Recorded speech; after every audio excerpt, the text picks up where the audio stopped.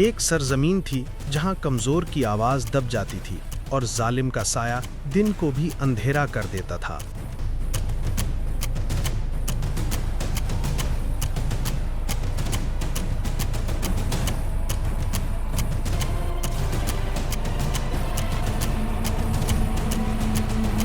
وہاں ایک وقت آیا جب چیخیں سمندر کو چیرنے لگیں اور ہوا نے فریاد کو اپنے کندھوں پر اٹھا لیا۔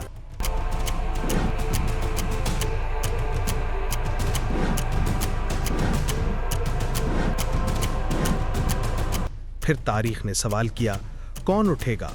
کون ظالم کو للکارے گا؟ کون مظلوم کا سہارا بنے گا؟ اور پھر ریت کے شہزادے نے پہلا قدم رکھا۔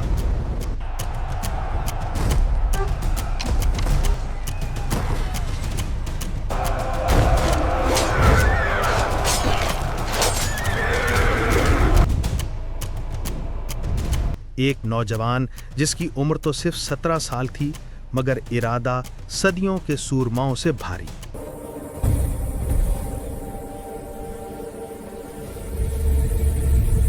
وہ کون تھا جو سمندر پار آیا، کفر کے قلعوں کو لرزا گیا اور سندھ کی زمین کو ہمیشہ کے لیے بدل گیا؟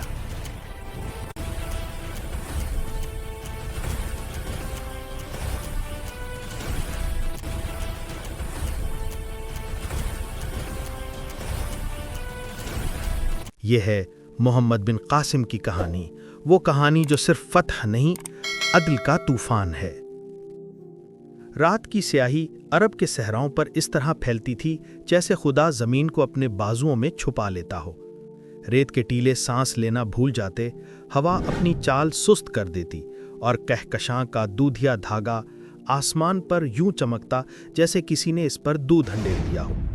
ایسی ہی ایک رات طائف کے پہاڑوں کے درمیان ایک گھر کے دروازے پر بیل دکھائی دیا، خاموش، سنبھلا ہوا، جیسے کسی بڑی آمد کا انتظار ہو۔ اسی رات ایک بچے نے پہلی چیخ کے ساتھ دنیا میں قدم رکھا۔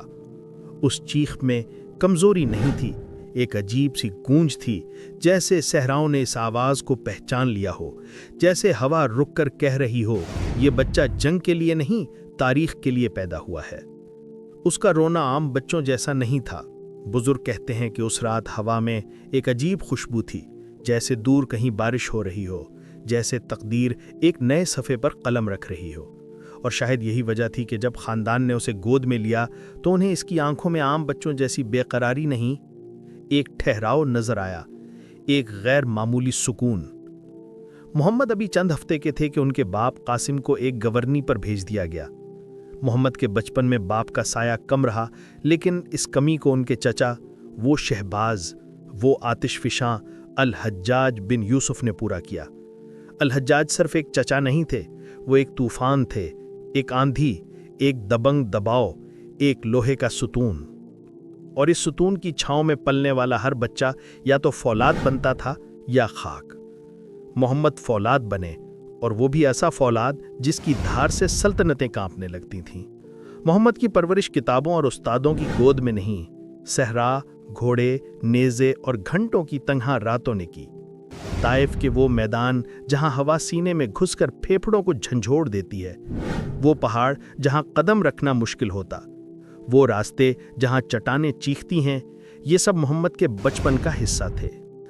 بچوں کی طرح ان کے ہاتھ کھلونوں سے نہیں کھیلتے، وہ چھوٹی لکڑی کی تلواروں سے لڑتے، ریت میں گھوڑوں کے خاکے بناتے اور چھوٹی چھوٹی چٹانوں کو پہاڑ سمجھ کر ان پر چڑھ جایا کرتے۔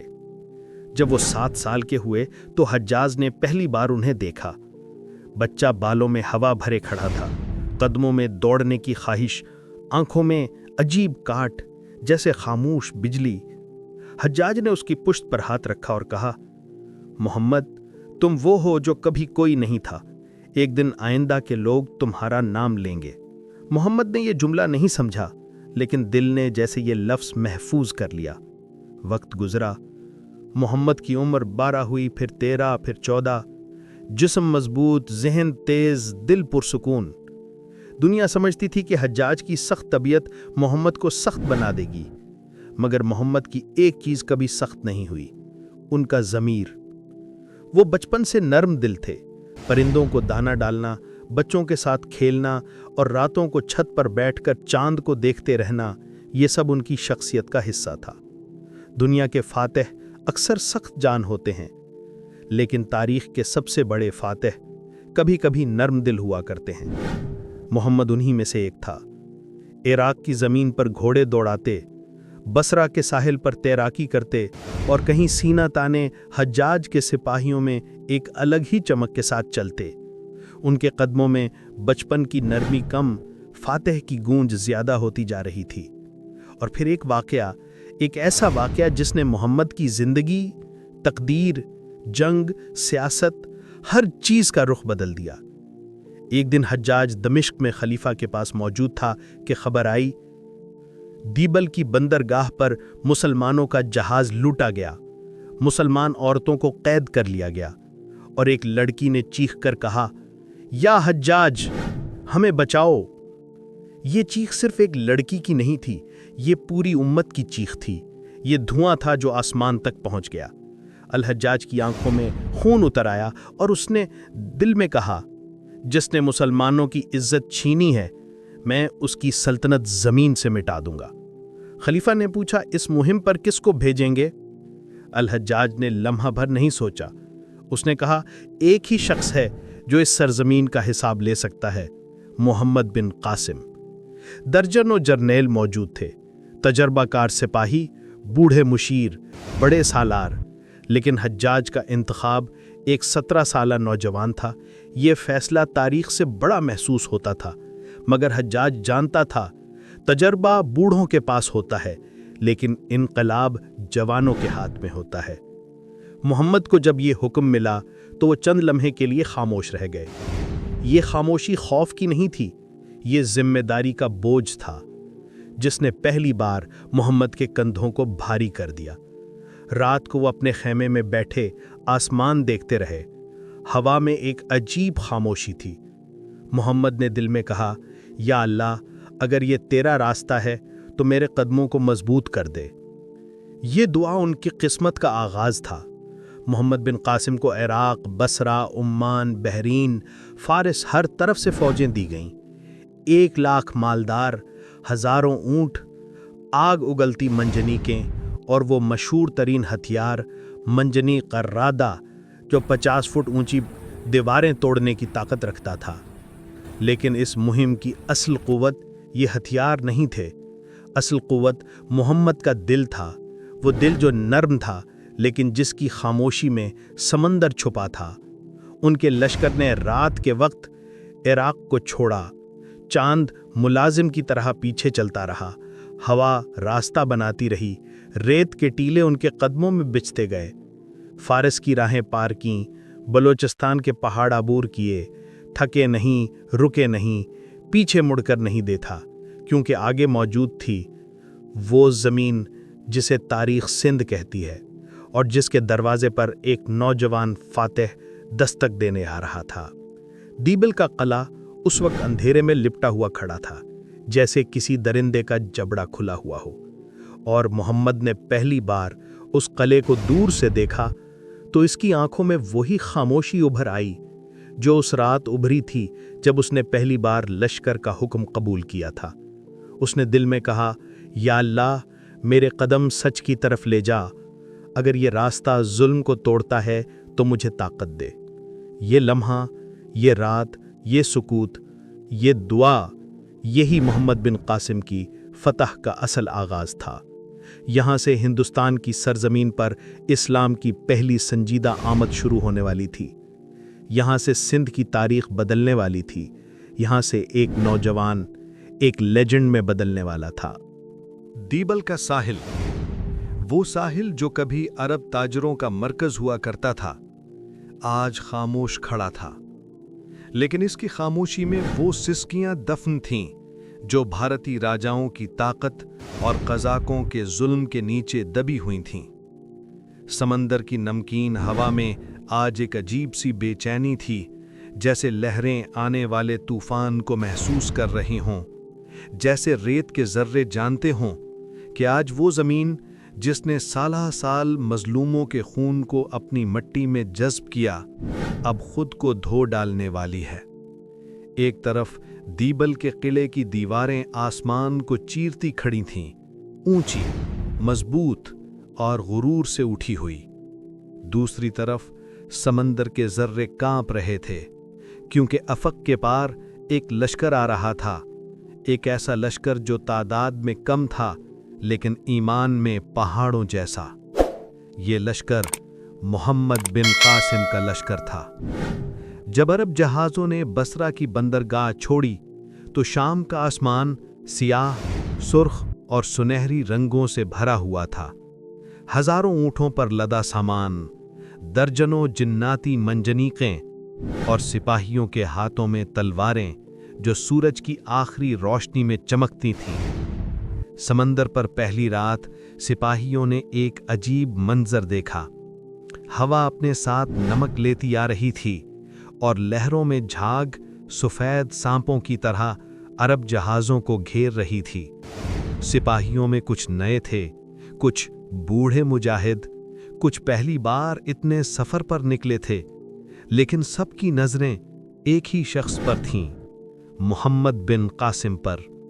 وہ آگے کھڑا تھا، سمندر کی طرف پشت کیے، ہوا اس کی زلفوں سے کھیل رہی تھی اور وہ آسمان کی طرف دیکھ رہا تھا، جیسے وہ جانتا تھا کہ اس کے مقدر میں کیا لکھا ہے۔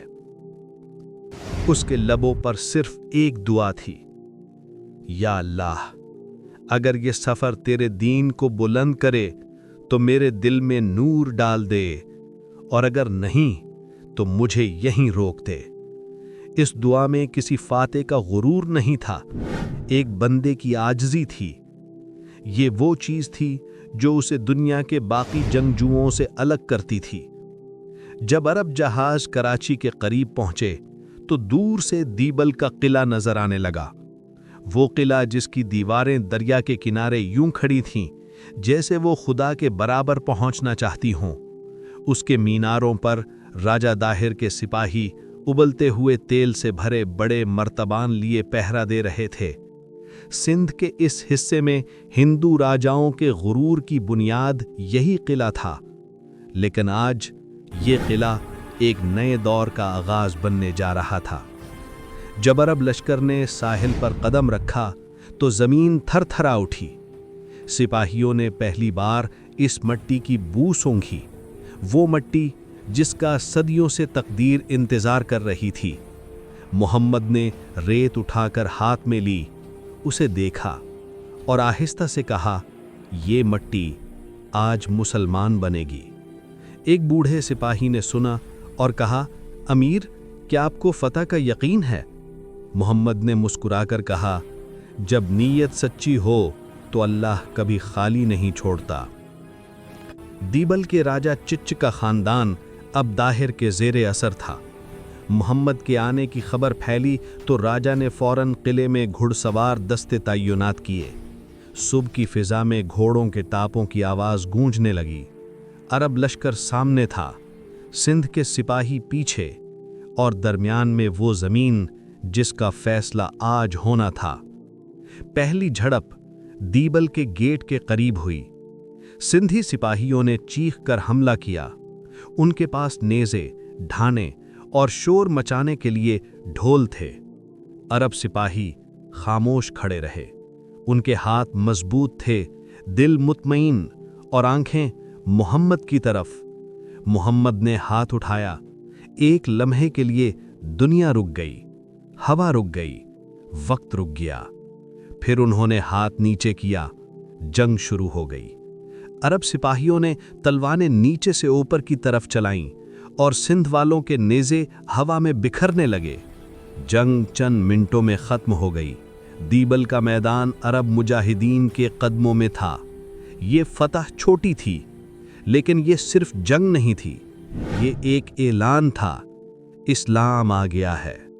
اب اصل مارکا قلعے کی دیواروں سے تھا۔ دیبل کا قلعہ اونچا، موٹا اور مضبوط پتھروں سے بنایا گیا تھا۔ سندھی لوگ سمجھتے تھے کہ یہ قلعہ کبھی نہیں ٹوٹ سکتا، لیکن محمد کے پاس وہ ہتھیار تھا جو دشمن کی امیدوں کو توڑنے کے لیے کافی تھا۔ منجنیق ارادہ، یہ ایسی مخلوق تھی जो पत्थरों को आसमान में शहाब साकिब की तरह फेंकती थी। हर पत्थर एक घर जितना बड़ा होता था। जैसे ही पहली अर्रादा तैयार हुई, मोहम्मद ने आगे बढ़कर नौजवानों को खुद उसका इस्तेमाल सिखाया। उसने रस्सी को छुआ, पत्थर को देखा और बोला, ये सिर्फ पत्थर नहीं, ये मजलूमों की उम्मीद है, इसे मजबूत हाथों से चलाओ। पहली ज़रब लगी, जोर से। इसकी आवाज बादल फटने जैसी थी। पत्थर दीवार से टकराया, दीवार हिल गई। राजा दाहिर के सिपाही घबरा गए। उन्होंने ऊपर से आग के मर्तबान फेंके, लेकिन अरब मुजाहिद हर बार महफूज रहे। अर्रादा की 5वीं ज़रब पर दीबल का किला पहली बार कांपा, और ये कांपना सिंध की तारीख में इस्लाम की पहली चाप थी। 5 दिन के मुहासरे के बाद रात के वक्त किला टूट चुका था। अरब सिपाही अंदर दाखिल हुए, लेकिन मोहम्मद ने एक अजीब हुक्म दिया, कोई औरत कत्ल नहीं होगी, कोई बच्चा रोलेगा नहीं, कोई बूढ़ा डरेगा नहीं। ये जंग अल्लाह की है, इंतकाम की नहीं। सिपाहियों ने पहली बार देखा कि एक फतह के वक्त बदले से ज्यादा रहम बांटता है। यही मोहम्मद का असल मकाम था। जब दीबल की बड़ी मूर्ति गिराई गई तो किले की फसील पर सबसे पहले कुरान की तिलावत गूंजी, आजान कही गई। सिंध की पहली आजान। हवा रुक गई, परिंदे खामोश हो गए और रेत के जर्रों में एक नया नूर उतर आया। इसी लम्हे दीबल का साहिल एक नए दौर में दाखिल हो गया। ये थी इस्लाम की पहली फतह सिंध में, लेकिन सबसे बड़ी फतह अभी बाकी थी। राजा दाहिर अभी जिंदा था, उसका गुरूर सलामत, उसका लश्कर तैयार, उसकी फौज मुनज़्ज़म, और उसके पीछे पूरा हिंद खड़ा था। और मोहम्मद बिन कासिम अब उसकी तरफ बढ़ रहे थे। दीबल की फतह वो चिंगारी थी जिसने सिंध की बंद फजा में एक नई आग जलाई थी। लेकिन ये आग अभी सिर्फ शोला थी, तूफान अभी बाकी था। दीबल के दरवाजे गिर चुके थे, लेकिन सिंध का बादशाह राजा दाहिर अभी अपने तख्त पर बैठा था। वो तख्त जिस पर चच खानदान का गुरूर सोया पड़ा था, वो गुरूर जो नस्लों के तकब्बुर से बना था, वो गुरूर जो समझता था हिंदुस्तान की सरजमीन पर कोई तूफान नहीं आ सकता। और आज वो गुरूर लरजने लगा था। राजा दाहिर अपने शानदार महल के सुतूनों के दरमियान घूम रहा था। उसके चेहरे पर बढ़ते हुए खौफ की लकीरें थीं, लेकिन जबान पर हंकार। एक 17 साला लड़का मेरी सल्तनत पर कब्जा कर लेगा, ये नामुमकिन है। दरबारी कुछ नहीं बोलते थे, लेकिन सब जानते थे कि दीबल का गिरना हवा में तब्दीली का ऐलान है।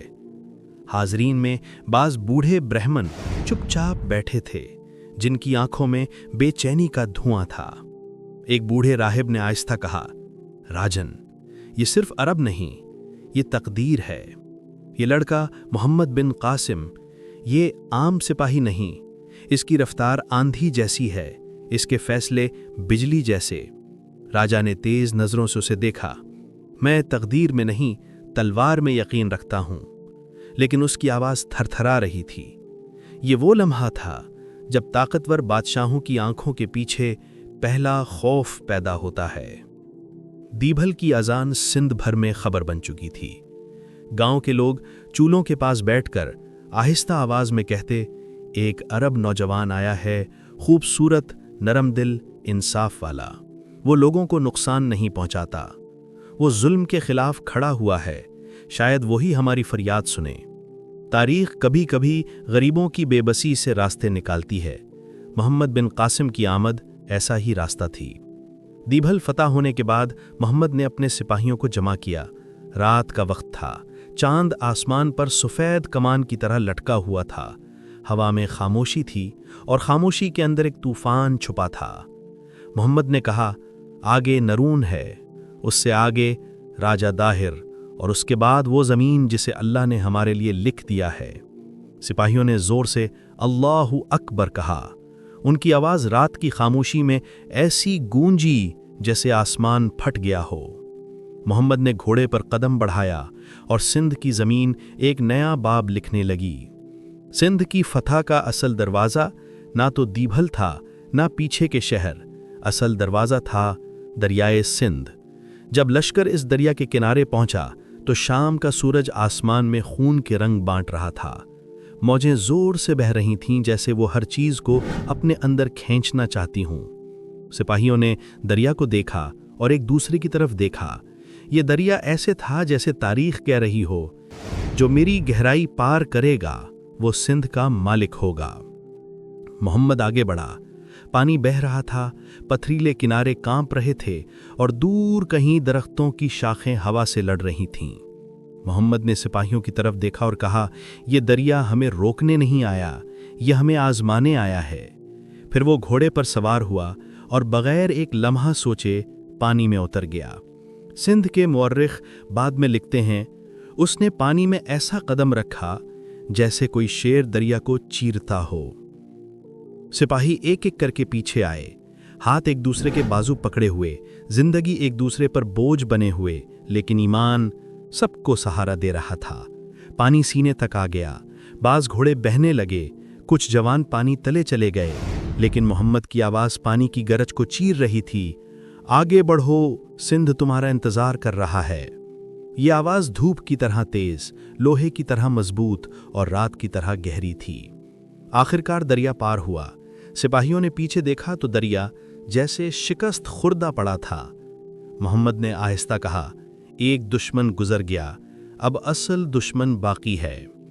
جب داہر کو پتہ چلا کہ محمد بن قاسم دریا پار کر گیا ہے تو اس نے اپنے دربار میں ہنگامی اجلاس بلایا۔ 2 رانیاں، لالیتا اور پدمنی، دونوں سمجھدار اور سیاسی عورتیں تھیں۔ لالیتا آگے آئی اور بولی، راجن، یہ عرب سپاہی جنگ نہیں لڑ رہے، یہ ایمان کے ساتھ آ رہے ہیں، ان کے پاس وہ چیز نہیں جو ہمارے پاس ہے۔ راجا نے غصے سے کہا، کیا تم چاہتی ہو کہ میں بھاگ جاؤں؟ پدمنی نے دھیمے لہجے میں کہا، نہیں راجن، لیکن یہ جنگ طاقت سے نہیں جیتی جائے گی، انہیں روکو، سفر میں روکو، پیچھے سے وار کرو۔ یہ بات صحیح تھی، لیکن داہر غرور کا غلام تھا۔ اس نے کہا، میں میدان میں لڑوں گا، مجھے پیچھے سے وار کرنے کی ضرورت نہیں۔ یہ جملہ اس کی موت کا پہلا اعلان تھا۔ داہر نے اپنی فوج راوی اور سندھ کے کنارے میدان جوہر میں جمع کی۔ ہاتھی، تیز نیزے، سندھی تیر انداز، بھاری زرہیں، سب کچھ سامنے لایا گیا۔ داہر خود ایک بڑے جنگی ہاتھی پر سوار ہوا اور چیخ کر کہا، یہ زمین میرے باپ دادا کی ہے، کوئی عرب اسے نہیں لے سکتا۔ لیکن اس کی چیخ میں خوف تھا، غرور نہیں۔ محمد نے دوسری طرف اپنے لشکر کا ترتیب دی۔ اس کے سپاہی غریب تھے، لیکن ان کے دل میں آسمان جیسی وسعت تھی۔ محمد نے اپنے سالاروں کو بلایا اور کہا، راجہ داہر کی کمزوری اس کی طاقت ہے، اس کا غرور اسے مارے گا۔ یہ حضرت خالد بن ولید کی طرح ایک زبردست جنگی حکمت عملی تھی۔ زمین دھیلنے لگی، ہاتھی آگے بڑھے، ان کے پیروں کی آواز ایسی تھی جیسے آسمان پھٹ رہا ہو۔ محمد نے اپنی فوج کو 2 حصوں میں تقسیم کیا، ایک حصہ سامنے سے، دوسرا داہر کے ہاتھیوں کے نیچے، ہاتھیوں کے پیروں پر آگ جلانے کی مشعلیں لیے ہوئے۔ جب آگ لگی، ہاتھی دیوانے ہو گئے، وہ داہر کی ہی فوج کچلتے ہوئے پیچھے ہٹ گئے۔ داہر چیخا، انہیں روکو، لیکن دیر ہو چکی تھی۔ محمد نے اچانک دونوں طرف سے حملہ کیا، ایسا حملہ جس نے سندھ کی ہڈی ہلا دی۔ نیزے، تلواریں، گھوڑوں کی آواز، سندھ کی زمین پر دوڑتی گرج اور آسمان تک اٹھتی ہوئی گرد، سب کچھ مل کر ایک تصویر بنا رہے تھے۔ ایک فیصلہ کن لمحے میں محمد نے اپنے خاص تیر انداز داہر کی طرف بھیجے۔ داہر کے ہاتھی کو تیر لگا، ہاتھی گر گیا، راجہ زمین پر آ گرا۔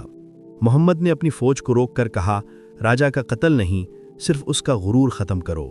لیکن جنگ کا بہاؤ کسی کے ہاتھ میں نہیں ہوتا۔ داہر پر نیزہ گرا، پھر دوسرا، پھر تیسرا۔ راجہ ایک آخری چیخ کے ساتھ زمین پر گر پڑا، جس میں سارا غرور تھا، ساری طاقت تھی، ساری شکست تھی۔ اور یوں راجہ داہر مر گیا، اور اس کے ساتھ سندھ کی پرانی سلطنت بھی زمین میں دھول بنی اور تاریخ میں صرف ایک سطر رہ گئی۔ یہاں سے اسلام سندھ میں داخل ہوا۔ جنگ کے بعد محمد قلعے میں داخل ہوا، لیکن ہاتھ میں تلوار نہیں تھی۔ وہ لوگ ڈھونڈ رہا تھا جو زندہ رہنے کے حقدار تھے۔ اس نے کہا، عورتیں آزاد، بچے محفوظ، بوڑھے احترام کے ساتھ۔ ایک بوڑھی عورت روتی ہوئی آئی اور اس کے ہاتھ چوم کر بولی، بیٹا، میں نے اپنے 80 سال کی زندگی میں اتنی نرمی نہیں دیکھی۔ محمد نے اس کی پیشانی چومی اور کہا، ہم اس لشکر کے لوگ ہیں جنہیں نبی صلی اللہ علیہ وسلم نے نرم دل بننے کا حکم دیا تھا۔ یہی لمحہ تھا جب سندھ کے لوگوں نے دل سے فیصلہ کر لیا کہ یہ مذہب لڑائی کا نہیں، عدل کا مذہب ہے۔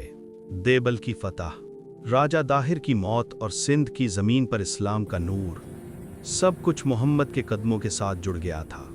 ایک 17 سے 20 سال کا نوجوان ایک ایسا فاتح بن چکا تھا جس کی دھڑکنوں سے تاریخ کے ورق تھر تھر آتے تھے۔ لیکن تاریخ کے میدان میں سب سے بڑا دشمن نیزہ نہیں ہوتا، سب سے بڑا دشمن تلوار نہیں ہوتی، سب سے بڑا دشمن ہمیشہ سازش ہوتی ہے۔ اور اس بار یہ سازش زمین کے نہیں تختوں کے درمیان پیدا ہوئی تھی۔ جب سندھ میں فتوحات کا شور بڑھا تو محمد بن قاسم کی شہرت خراسان، شام، حجاز، یمن، فارس ہر جگہ گونجنے لگی۔ لوگ کہتے یہ نوجوان بنو امیہ کے مستقبل کا شعلہ ہے۔ یہی جملہ طاقت کے اندھے تختوں تک پہنچا، وہ تخت جنہیں ہر ابھرتا ہوا ستارہ اپنی آنکھوں میں چبھتا ہوا محسوس ہوتا تھا۔ خلیفہ ولید بن عبد الملک محمد کو پسند کرتا تھا، لیکن جب ولید کا انتقال ہوا اور تخت پر بیٹھا سلیمان بن عبد الملک تو شام کی ہوا اچانک بدل گئی۔ سلیمان حجاج بن یوسف کو پسند نہیں کرتا تھا، حجاج کو مارنے کی کوششیں کیں، اس کا انتقام ہوا میں الجھا ہوا تھا۔ اور چونکہ محمد بن قاسم حجاج کے محبوب شاگرد تھے، اس لیے دشمنی کا تیز نشانہ اب سیدھا محمد کے سینے کی طرف دوڑ رہا تھا۔ یہ سیاسی دشمنی ایک تیزی سے بڑھتی ہوئی آندھی تھی جو آخر کار محمد کی جان لے لے گی۔ فتح کے بعد محمد بن قاسم نے راجہ داہر کے محل سے گرفتار ہونے والی 2 رانیوں سوریہ اور پدمنی کو عزت کے ساتھ بغداد بھیج دیا۔ یہ رانیاں بہت خوبصورت تھیں اور ان کے چہرے کی خاموشی میں انتقام چھپا ہوا تھا۔ جب یہ رانیاں خلیفہ سلیمان کے محل میں پہنچیں تو وہ سازش کے لیے ایندھن بن گئیں۔ سلیمان نے ان سے پوچھا، محمد بن قاسم نے تم پر ظلم تو نہیں کیا؟ سوریہ نے غصے بھری آنکھوں سے کہا، اس نے ہمیں قید کرا کر ہاتھ باندھ کر محل سے نکالا، ہمارے جسم کو چھوا بھی۔ یہ جھوٹ تھا۔ پوری تاریخ گواہ ہے کہ محمد نے کبھی کسی عورت کو ہاتھ تک نہیں لگایا، لیکن خلیفہ کا دل بعض اوقات انصاف سے زیادہ بدلے کی طرف مائل ہوتا ہے۔ سلیمان کے اندر پہلے ہی حجاج کا زہر تھا، اب اس جھوٹ نے اس کے غصے کو بھڑکا دیا۔ سلیمان نے وہ الفاظ کہے جنہوں نے تاریخ کا سب سے بڑا جرم لکھا، محمد بن قاسم کو فوراً گرفتار کر کے بغداد بھیجا جائے۔ یہ جملہ محمد کے قتل کا پروانہ تھا۔ محمد اس وقت پنجاب کے قریب تھے۔ ایک رات وہ اپنے خیمے میں بیٹھے نقشے دیکھ رہا تھے کہ اچانک بغداد کا فرمان لانے والی ایک سیاہ بیرکوں والی فوج آ پہنچی۔ سپاہی آگے آئے اور کہا، امیر، آپ کو گرفتار کرنے کا حکم ہے۔ محمد چند لمحے خاموش رہے، پھر آہستہ سے پوچھا، کس جرم میں؟ سپاہیوں نے سر جھکا لیا۔ وہ جانتے تھے کہ یہ فیصلہ غلط ہے۔ محمد نے دور آسمان کی طرف دیکھا، جیسے وہ خدا سے پوچھ رہے ہوں کہ کیا یہ انجام اسی کا حصہ تھا؟ پھر وہ مسکرایا، ایک عجیب سی بے خوف مسکراہٹ۔ اگر حکم سلیمان کا ہے تو فیصلہ اللہ کا ہوگا۔ سپاہیوں نے اسے رسیاں باندھ کر اونٹ پر بٹھایا۔ سندھ کے لوگ اپنے گھروں سے نکل آئے۔ عورتیں رو رہی تھیں، بچے امیر پکارتے تھے، بوڑھے آسمان کی طرف دیکھ کر اپنے ہاتھ اٹھاتے تھے۔ ایک عورت نے چیخ کر کہا، یہ ظلم ہے، یہ لڑکا ظالم نہیں، عدل ہے۔ لیکن فیصلہ بدل چکا تھا۔ سیاست کا درندہ اب اپنی بھوک پوری کرنے والا تھا۔ مسافت لمبی تھی، بیڑیاں سخت تھیں۔ دن کے وقت ریت کے طوفان چہروں کو کاٹتے، رات کے وقت سردی ہڈیوں میں گھس جاتی۔ محمد کے ہاتھ بندھے تھے، پاؤں زنجیروں میں، جسم زخمی اور دل بس اللہ کی رضا میں ڈوبا ہوا تھا۔ راستے میں ایک رات اس نے قافلے والوں سے کہا، مجھے 2 رکعت نماز پڑھنے دو، شاید یہ میری آخری نماز ہو۔ وہ بے ہوشی کی حالت میں بھی اللہ کو یاد کرتے تھے۔ نماز ختم کر کے اس نے آسمان دیکھا اور آہستہ سے کہا، یا اللہ، اگر میں نے تیرے دین کی خدمت کی ہے تو میری آخری سانس میرے لیے آسان کر دے۔ یہ جملہ ہوا میں گونجا اور ریت کے ذرے خاموشی میں ڈھل گئے۔ جب محمد بن قاسم بغداد پہنچے تو اسے ایک تاریک گھٹن زدہ قید خانے میں ڈال دیا گیا۔ کوئی پانی نہیں، کوئی فرش نہیں، صرف پتھر اور اندھیرا۔ ایک سلطنت کا فاتح، ایک 20 سالہ نوجوان جس نے سندھ کو ظلم سے آزاد کیا تھا، آج ایک چھوٹے سے قید خانے میں پڑا تھا۔ اس کے جسم پر بے رحمانہ کوڑے مارے گئے۔ بعض مورخین کہتے ہیں کہ اسے خشک چمڑے میں لپیٹ کر دھوپ میں باندھا گیا، حتیٰ کہ اس کا جسم جلنے لگا۔ لیکن محمد کی زبان پر ایک ہی جملہ تھا، یا اللہ میری غمگساری تو کر۔ وہ چیخا نہیں، وہ ٹوٹا نہیں، وہ جھکا نہیں۔ بعض سپاہی اسے دیکھ کر رونے لگتے تھے۔ وہ کہتے، رونا نہیں، اللہ ہر چیز دیکھ رہا ہے۔ یہ جملہ قید خانے کے پتھروں میں آج تک محفوظ ہے۔ کچھ دنوں بعد قید خانے سے دھیمی، کچلی ہوئی، کمزور آواز نکلی، میرا وقت آ گیا ہے۔ رات کا وقت تھا۔ وہ زمین پر لیٹا، زخموں سے بھرا ہوا، لیکن چہرے پر عجیب سا نور تھا۔ اس نے آخری بار قرآن کی چند آیتیں پڑھیں اور آہستہ سے کہا، یا اللہ مجھے اپنے پاس بلا لے، دنیا نے میرا حق نہیں پہچانا۔ اس کا سر ایک جھٹکے سے ایک طرف گرا اور محمد بن قاسم دنیا سے چلے گئے۔ صرف 20 سال کی عمر میں دنیا نے سب سے معصوم فاتح کا قتل کر دیا تھا۔ جب سندھ کے لوگوں کو خبر ملی کہ محمد بن قاسم شہید کر دیے گئے تو کئی دن تک بازار بند رہے، لوگ گھروں سے نہ نکلے، مساجد میں رونے کی آوازیں گونجتی رہیں۔ ایک بوڑھے سندھی نے کہا، محمد نے ہمارے شہر نہیں، ہماری روحیں فتح کی تھیں، آج ہم یتیم ہو گئے ہیں۔ ایک ماں اپنے بیٹے کے جنازے پر کھڑی رو رہی تھی، بیٹا جس نے ہمیں بچایا تھا وہ خود بے گناہ مار دیا گیا۔ یہ وہ لمحہ تھا جب سندھ نے اسلام کو اپنا لیا، کیونکہ محمد کی شہادت اس کے دلوں پر مرہم بن گئی۔ محمد بن قاسم کی سچائی آج بھی سندھ کی مٹی میں زندہ ہے۔ اس نوجوان نے ہمیں یہ سکھایا کہ عمر نہیں، نیت فتح کرتی ہے۔ اس کا نام ایک پیغام ہے کہ خدا کے راستے میں اٹھا ہوا قدم کبھی ضائع نہیں جاتا۔ اگر آپ چاہتے ہیں کہ تاریخ امت کے بچوں تک پہنچے تو نور حرمین آپ کا گھر ہے۔ لائک کریں، شیئر کریں، سبسکرائب کریں اور اس روشنی کو آگے بڑھائیں، کیونکہ ہم صرف تاریخ نہیں سنا رہے، ہم نسلوں کی آنکھوں میں روشنی ڈال رہے ہیں۔